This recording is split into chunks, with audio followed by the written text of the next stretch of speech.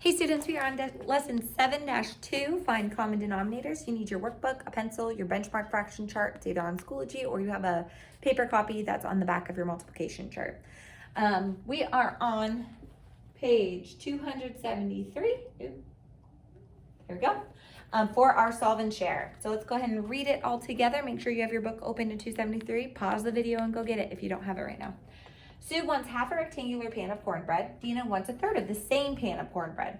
How should you cut the cornbread so that the girl gets the size portion she wants? So we have to come up with a common denominator here to make sure that we're giving them the amount of the cornbread that they want rather than just eyeballing it, which if we were at home and you're divvying up cornbread, you would probably just eyeball it. But we are in math, and so that's not what we're gonna do. So if I had a pan of cornbread, and I wanted to give Sue half of it, I can shade in the top part of this. So now I also want to give Dina a third of it. So if I break it into thirds this way, you'll notice that I would be giving her all of this section right here. But that's not gonna work because I've already given that little section right there to Sue. So each of these are broken down into 1, 2, 3, 4, 5, 6 different pieces now. And so they're equal pieces. I can give Sue this piece and this piece because instead of doing that one, I already gave that to Sue, I just moved it down here. And then now I've split my pan up and everybody is getting the exact amount of cornbread that they need. So there's another way to do this when you're just finding common denominators. And so how many pieces did I end up splitting this up into? 6. So my common denominator for 1/2 plus 1/3, or I don't even know that we're adding it. Nope, we're just 1/2 and 1/3. I need to come up with a common denominator. So what you're going to do is take your denominator and list out the multiples. Actually write them down. So for 2, I would have 2, 4, 6, 8, and so on. And so then for 3, I'm gonna have 3, 6, 9, 12. And then now I look and I see what numbers did they have in common? Well, they have a 6 in common. That's our least common multiple. If I would have kept going 8, I would have 10, 12. Another multiple is 12, but we're trying to go with our least common multiple to keep the problems as simple as possible. So I want to make my denominator to be 6. So now to create an equivalent fraction, I have to multiply my numerator. Remember, numerator is the number on top, and my denominator, the number on bottom, by the same number. And what you're doing is actually creating, it's the same part of a whole, but you're just creating bigger pieces. So for this one, I would have 3 times, what missing number is 6? Well, I know it's 3 times 2. So what I do to the bottom, I do to the top. 1 times 2 is 2. So now I have to do the same thing up here. I'm gonna multiply 2 times 1 is 6. Well, I know it's 3. So then 1 times 3 is 3. So Sue gets 3/6 of the cornbread and Dina gets 2/6, and that's exactly 1, 2, 3, and then 1, 2. There we go. Okay, let's go ahead and talk through our virtual learning bridge.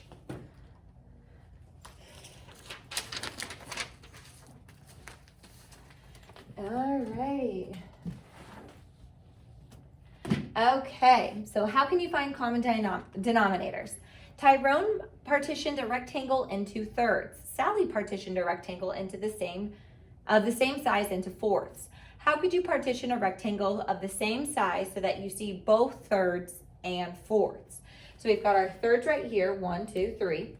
Our fourths over here, 1, 2, 3, 4. So you can partition a rectangle to show thirds or fourths, and we can do that down here.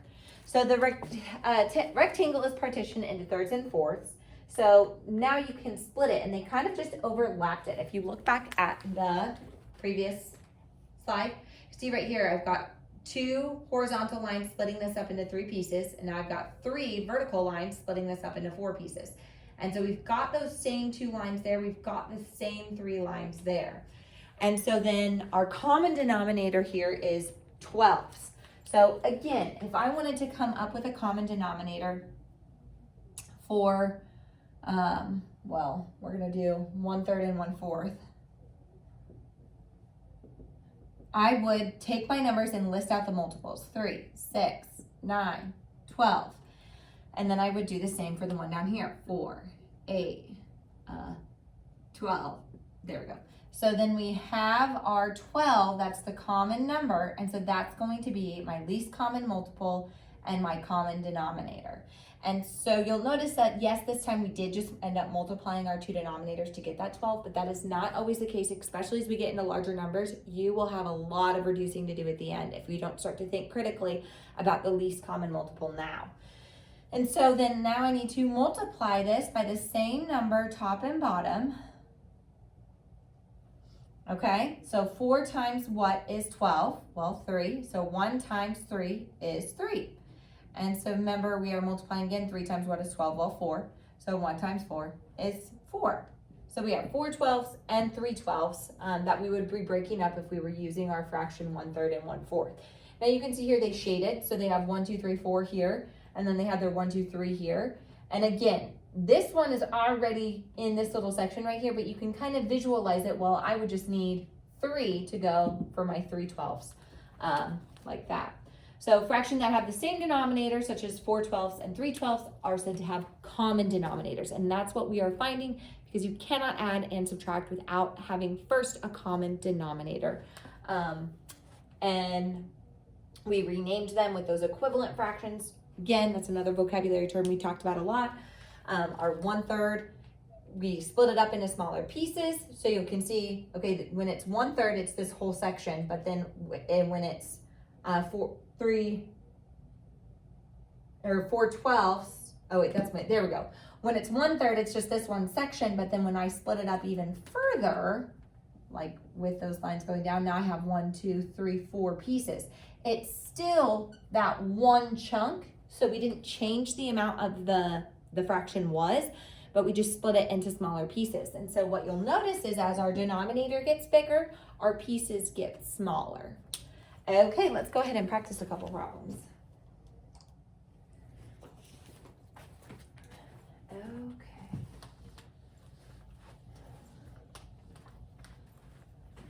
So both of these ways, so this is at the top of page 275, and we are finding a common denominator for 2/3 and 5/6, and then rename each fraction with an equivalent fraction. So one way to do it is to multiply the denominators to find a common denominator. So 3 times 6 is 18. Again, this is the way that you might have remembered from previous grade levels. Your numbers are going to get really big if you don't start to focus on least common multiple, and then you're going to have to reduce down at the end. So what they did here was they multiplied 2/3 times 6 over 6 to get 12/18. And then they did 5/6 times 3 over 3 to get 15/18. So 12/18 and 15/18 is one way to rename 2/3 and 5/6 with a common denominator. For today's lesson, that is totally fine. And in fact, you're going to be finding lots of different fractions, and there'll be more than one right answer, and that's okay. Another way to do it is to find the multiple of the other. So you know that 6 is a multiple of 3, and that can make the problems really easy. So let me show you what they're talking about. 2/3 and 5/6, well, this denominator goes into this denominator, the 6. So what's nice about this is that I can just make it 6. If I don't change anything here, I have less work to do. So I had to do a whole string of multiplication over there, and then over here, I just gotta leave this alone. So then for this one, I only have to multiply by 2 over 2. Maybe I'll move there we go. So 2 times 2 is 4, 3 times 2 is 6. So then we have 4, 6, and 5, 6. That is still fractions with a common denominator. You've renamed them. You just had to do a little bit less work there. Okie dokie.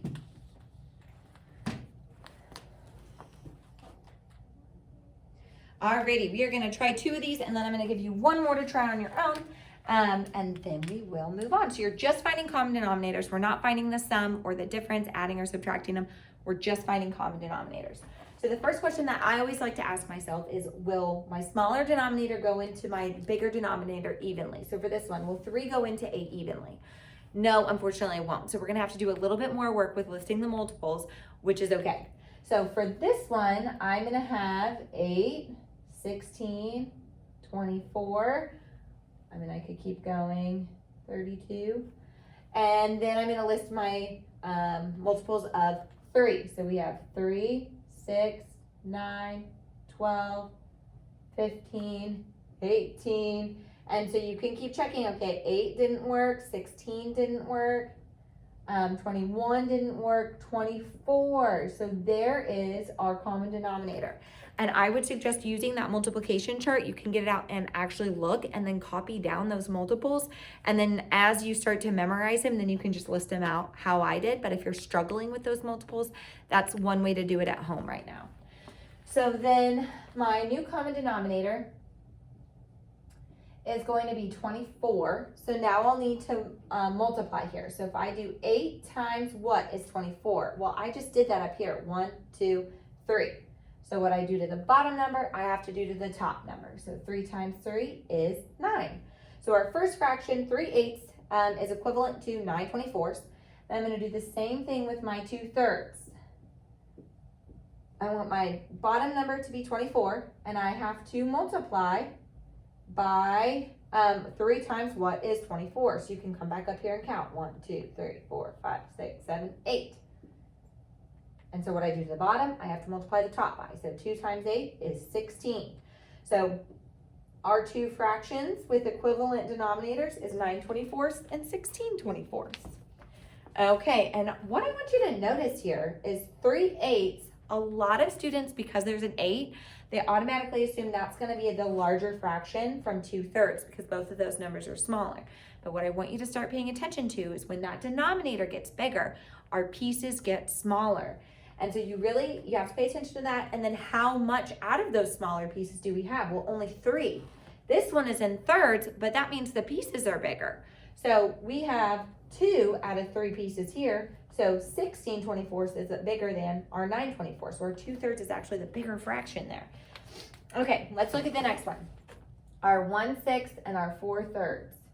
Now, my favorite question to ask is, will that smaller denominator go into the larger denominator when we're naming common denominators?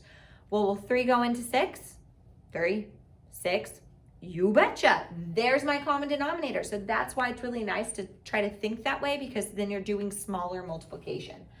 So our new denominators are going to be 6. I didn't change anything here. So this is like multiplying by 1/1. You're just going to keep that 1 times 1 is 1 the same. Now 3 times 2 is 6, so 4 times 2 is 8. So 1/6 and 8/6 is the equivalent fractions and the common denominator of the two. Now, you of course can do larger ones. So like an easier one to do, you could do that 8 or 6 times 3 to get the 18. And then you have to just multiply by 6 instead of by 2. So 4 times 6 is, I'm blanking here. 24, yeah, there we go. Okay, and then 6 times 3 is 18. So 1 times 3 is,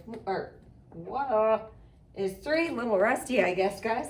And so I have 3/18 and 24/18. While both of these can be reduced down to these fractions actually right here, this would still work today because these are equivalent fractions. But again, in the future, I would start to try to find that least common multiple so that you're not spending a lot of time reducing at the end to get the smallest simplified fraction. Now, one more thing I want to point out is this fraction right here has a larger number on top, 4/3. So this 4 is larger than 3. So what this is actually called is an improper fraction. And we will work to switch that to a mixed number a little later on in the unit. Okay, I'm going to give you one to try on your own. Let's do 3/10 and 2/5. I want you to make a common denominator for both of those. So list your two fractions. You can just use the little slash bar when you're answering it. Alrighty, I'll see you guys in group.